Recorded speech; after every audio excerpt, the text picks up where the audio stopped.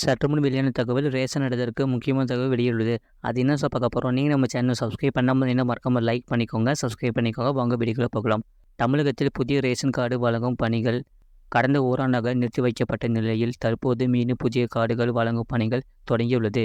இதற்கான 2 லட்சம் பயனாளிகளுக்கு வீடு தேடி ரேஷன் கார்டுகள் செல்கின்றன. இந்தியாவில் ரேஷன் விநியோக திட்டம் பல ஆண்டுகளாக நடந்து வருகிறது.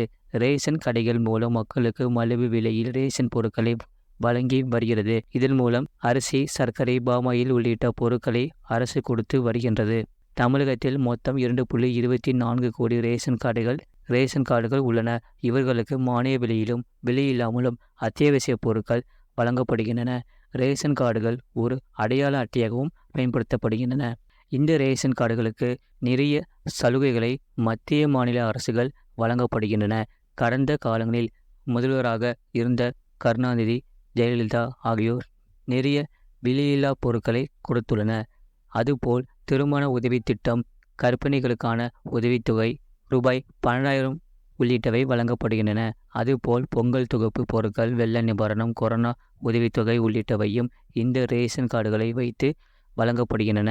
ஏற்கனவே புத்தகம் போல் இருந்த ரேஷன் கார்டுகளின் பக்கங்கள் தீர்ந்துவிட்டால் அதில் இணைப்புகள் ஒட்டப்பட்டு பயன்படுத்தப்பட்டு வந்தன. பலரது கார்டுகள் கந்தகோலமாகவே இருந்தன. இவை கடந்த 2017ஆம் ஆண்டு முதல் ஸ்மார்ட் அட்டையாக மாற்றப்பட்டு மொபைல் எண்ணுடன் ரேஷன் கார்டு இணைக்கப்பட்டது. அதுபோல் மகளிர் உரிமை தொகை வழங்குவதற்கு இந்த கார்டுகள் பயன்படுத்தப்பட்டு வருகின்றன. இந்த நிலையில் மகளிர் உரிமை தொகையை பெற நிறைய பேர் ரேஷன் கார்டுகளை விண்ணப்பித்து வருகிறார்கள். கூட்டு குடும்பத்தில் இருப்பவர்கள் தங்களை பிரித்து புதிய ரேஷன் கார்டுக்கு விண்ணப்பித்துள்ளார்கள். கடந்த ஓராண்டில் மட்டும் 2.40 லட்சம் பேர் விண்ணப்பித்துள்ளனர். இவர்களுக்கு பல மாதங்களாக கார்டுகள் வழங்கப்படாத நிலையில் கடந்த மார்ச் மாதம்தான் ஸ்மார்ட் கார்டு ஒப்புதல் ஆகிவிட்டது என குறுஞ்செய்தி சிலருக்கு வந்தது. இந்த நிலையில் லோக்சபா தேர்தல் காரணமாக அவர்களுக்கு கார்டுகள் வழங்க முடியாத நிலை ஏற்பட்டது.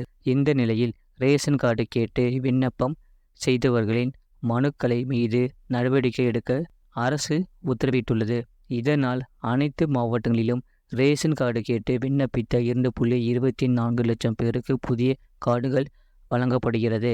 அதுபோல் ஜூன் மாதம் முதல் ஸ்மார்ட் கார்டு தொலைந்தவர்கள் மற்றும் திருத்தம் செய்தவர்களுக்கும் புதிய ஸ்மார்ட் கார்டுகள் தடையின்றி வழங்கப்படும் என சொல்லப்பட்டது. தற்போது மேலும் 1 லட்சம் பேர் விண்ணப்பித்துள்ளனர். இதில் 2 லட்சம் பேருக்கு ரேஷன் கார்டுகள் தயாராகிவிட்டதால் இந்த மாதம் முதல் புதிய ரேஷன் கார்டுகள் வழங்கும் பணிகள் தொடங்கி இருப்பதாக தமிழக அரசு தெரிவித்துள்ளது. இவர்களுக்கு விரைவில் ரேஷன் கார்டு வீடு தேடி விநியோகம் செய்யப்படும் என சொல்லப்பட்டுள்ளது.